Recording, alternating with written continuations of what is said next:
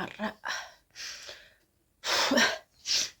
keessi koo waan lama qaba jechuudha. Keessi kooyyuu waan kana naan jechaa jira jechuudha. Dhugi naan jechaa jira. Kanaafi barakeenaas dhugii laargoos dhugii naan jedhaa jechuudha keessi kiyya. Isin amma rakkattanii beektanii? Waa isin dhibeen beeku? Jireenyi isin harkaa badeen beeku? Jiruun hunduu isin harkaa badeen beeku? Namni isin ganeen beeku? Haala gaariirra otoo jirtanii otoo isin beekiin daqiiqaatti waan isin hojjettan qilee isin harkaa seenee hin beeku? Namni amantan tokko isin ganeen beeku? Guyyaan isinitti dukkanaa hin beeku? Otuma nagaadhaan jiru keessan adeemsifattanii gidduutti waan akka waan isin hin beekne wayii xilliq jedhee jireenya keessan keessa galee nagaa isin dhowwee hin beeku? Riba isin dhowwee hin beeku? Boqonnaa isin dhowwee hin beeku? Bakka badi du'i isin godheen beeku? Du'a barbaaddanii dhabdanii hin beektanii? Halkan tokkotti fa halkan tokko isinii bari'uu didee hin beeku? Halkan tokko guyyaa meeqa ji'a tokko isinitti ta'ee hin beeku? Iddoo jirtan kanuma dura walii galtanii hojjettan jibbitanii hin beektanii? Bakka lafa jirtanitti haalli isinii kan mijate isin harkaa badeen beeku? Waan akkasii isin mudateen beeku? Guyyaa sadhumaa immoo maal taatoon du'eettanii du'a kana bakka barbaadanii dhabdanii beektu? Baay'ee keessan isin mudachuu danda'a. Namni isin ganee rakkattanii iddoo jirtanitti waan baay'een isin harkaa badee waan akkasii isin mudatee beeka. Nama baay'eedha amma kan kanatti dhaga'amuu danda'u. Amma kanatu natti dhaga'amaa jira. Waan akkasii natti dhaga'amaa jira. Iddoo sammuun kiyya illee baay'ee na dhukkubaara. Na dhukkubeeras, na dhukkubaa jiras. Maazariin kiyya kottu naan jettee turte. Garuu sammuun kiyya na dhukkuba, mataan kiyya na dhukkuba. Bakka nyaachuu dhuguu waan hundumtu baay'ee na jibbisiisa. Ani immoo ani nyaadhu dhuguu taanan waalleen qopheessu taanan ijoollee kiyya illee xixinnoodha. Ijoollee ofii hin dandeenye qaba. Ofii isaaniitti uumaa ofii gochuu hin danda'an. Yoo ani isaanii godhe isaanii faana nagaa fakkaadhe isaan faana jiraadhe malee isaanillee harkatti miidhamu. Jiru akka kanaa keessa hin jirachuudha. Jiru akkasiin nama mudatu akkam godhu. Iddoo kam deemu lafa jala deemu moo si ol bahu? Asii gad deemu moo si ol bahu? Asii gadee awwaala moo si olii fudhatamu? Yeroo waan akkasii nama mudatu. An jiruun akka kanaa biyya Arabaatti na mudate kanaan dura. Yerootti guyyaa tokkotti du'a barbaadee dhabe dhugaa waaqa. Du'a bakka akkuma waan harkaan qabanii du'a barbaadee dhabee beeka. Du'a jechuudha. Osoo innaa sana dhuftee duuni anadha duuni jechaa dhufteeti bakka. Akka waan du'a barbaadanii du'anii yookaas immoo yeroo barbaadanitti du'anii yeroo barbaadanitti jiraatanii yeroo wanta akka kanaa jechuudha. Biyya Arabaan na mudattee beekte jechuudha. Baay'ee tokko dhugaa waaqa jireenyaa mijatee haalli naa mijate manan keessa jiru nagaadhaan jira faana nagaadhaan jiraadha garuu waan akkasii bakka maal jedheen isinitti hima waan na mudate jechuudha. Yeroo sana du'a barbaadee dhabe. Garuu waan hin darbine immoo hin darbe. Hin darbine immoo hin jiru hin darbe. Bakka mataa miilli jireenyaa faana harkaa badee jechuudha. Ammallee akkas ammallee wanti amma natti dhaga'amaaru kanadha jechuudha. Keessi kiyya ammallee kana natti hima. Maal gootaadha? Maaf jiraatta? Maal faayidaa qabda? Maali bakka beektumti yeroo rakkatan yeroo waan ta'e nama harkaa badu waan namatti dhaga'amu waan namatti asaasamu isin hunda keessan birayyuu jirti waan akkasii jechuudha. Anamma waan akkasii natti tokko maal godha seetanii waanuma mana keessaa faa walitti daddabalii dhugii nyaadhu qoricha faa minaamin achi booda tsat hafuura baafatta. Tokko inni kaan immoo bakka tokko immoo dhiisiin darbaa waan baay'ee keessa tokko immoo kana keessa akkamti jiraatta kana keessaa of dhabamsiisi.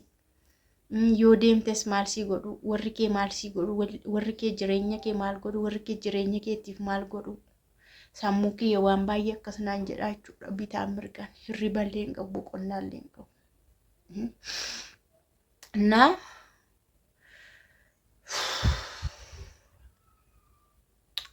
akka godhu wallaalee jechuudha. suma dhugumatti kana fidadheeralleetti.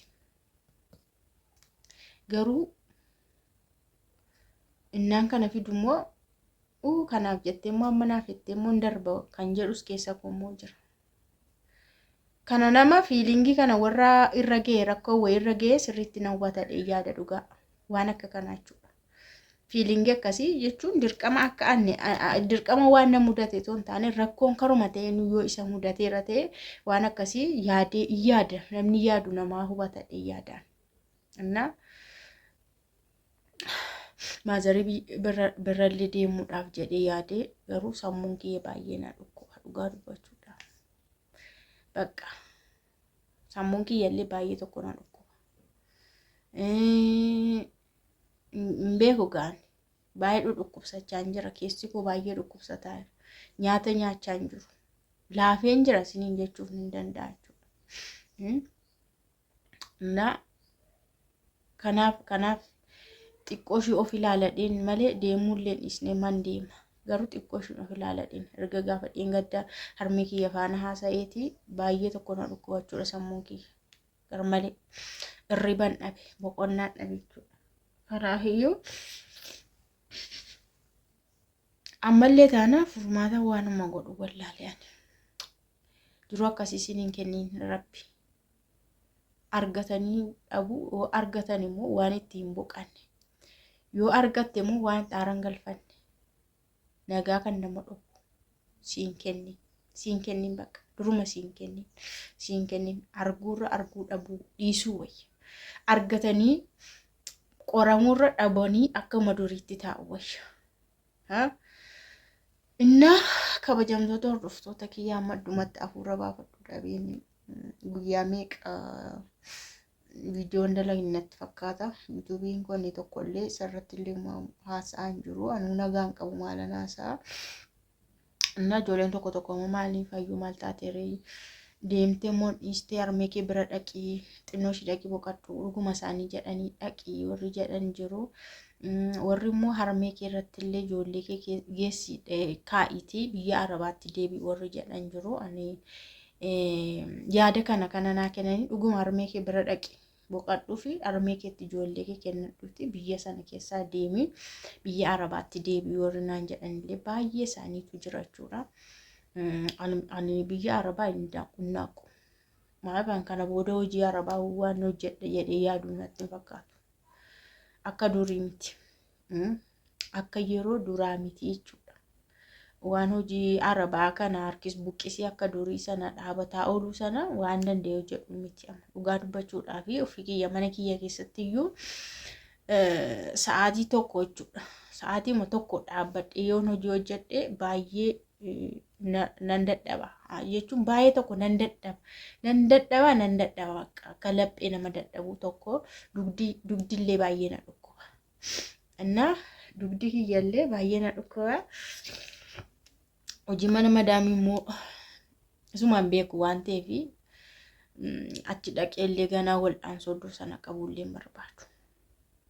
Rakkoodha kan humna nama gaafata achi teenshiiniidha yaada faana yaada ijoollee faana boqonnaan argattu taanaan hin ciistu taanaan rakkoo kan biraa kan ulfaataadhaaf nama saaxilaa rakkoo fayyaatiif jedheen isas tilmaamee yaade namni keessa isaa ilaaluu qaba. Akka innaa durii humna ijoollummaa bakka fiiganii quufne sana miti amma waan baay'eedha jechuudha. Dadhabbii baay'ee jira rakkoo baay'ee jira yeroo dahanii rakkoon tokko jira. Isa kanaaf egaa ani hin beeku jechuun ani amma yeroo kakuu deellee wanti natti dhaga'ame hin jiru yeroo naaf fidee garuu miilli konni karaa bitaa kun yeroo dheeraadhaaf na hadoodee ture. Socho'uus didee dhaabachuus didee bakka akkanumatti googee jechuudha miilli kiyya. Miilli koo jechuun hundi isaanii karaa bitaa yeroo ciniinsuu marrattee jechuudha. Garaan kiyya gara tokkotti akkas ciisee gara mirgaatti ciise. Garaan kiyya gara mirgaatti akkanuma ciisee hafee bakka akkas garagaluu akkas yoo akkana ufane akkas na garagashan malee baay'ee giliinaan qabee ture. Yeroo sana miilli kiyya baay'ee na hadoodee amma yeroo tokkollee miilli koo suni otoo hin beekin na hadooda jechuudha. miilli osoo hin beekini. Kanaafuu waan akkas akkasii miidhamni akkas akkasii jira waan ta'eef akkuma ka'anii moo fiiganii moo yoo deeman boru waan guddaa namarra ga'uu waan danda'u isa kana ofuma irratti sodaadhaa jechuudha. Isa biyya Arabaa kana kanuma kanaafuu ni sodaadhaa jechuudha. Deebi'ee adda sana dhaqee waan kana dandamadhu dheetan ofuma keessatti sodaadhaan siniin jedha. Gaa hin beeku guyyaatti wanti hundumtuu kun lafa nam'ee wanti hundumtuu kun sirratu yookaan sirrata yookaan sirrachuu baate akkanumatti darbuu masaa jechuudha. Sirratuu isaa miti. Yoo tole sirrataa toluu baate darbuu waan tokko wanti namarraan darbuu dandamatee namni keessaan bahu wanti wayii namatti dhufee bakka nama rakkisee nama boosisee iddoodhaa nama kaachisee kee namarraan darbamti darbee moo deebi'anii fooyya'anii dandamatanii namummaatti deebi'uun jiramti isa kana barbaadan. Yoo sirrates sirratee yoo sirrachuu baates garuu an dandamadhee waan kana keessaa ba'ee namummaa jireenyatti bakka isan barbaada malee waan godhu tokkollee qabu siniin jedhaga. Meeshaan immoo yaada keessa na barreessa. Yaada keessa na barreessa. Yaada keessaniin na deeggara isin immoo jechuudha.